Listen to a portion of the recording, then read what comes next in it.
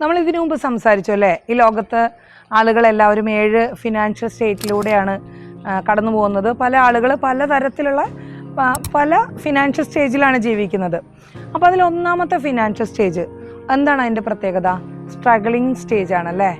ആ വിഭാഗത്തിൽപ്പെട്ട ആളുകളെ സംബന്ധിച്ച് ജീവിതം ഏറ്റവും ദുഷ്കരമായിട്ട് കൊണ്ടുപോകുന്ന ആളുകളാണ് അവർക്ക് സ്വപ്നങ്ങളില്ല, അവർക്ക് ജീവിതത്തെക്കുറിച്ച് കാഴ്ചപ്പാടുകളില്ല, അവർക്ക് അതായത് സ്വന്തമായിട്ട് ഒരു രൂപ പോലും എടുക്കാൻ അവരുടെ കയ്യിലുണ്ടാവില്ല.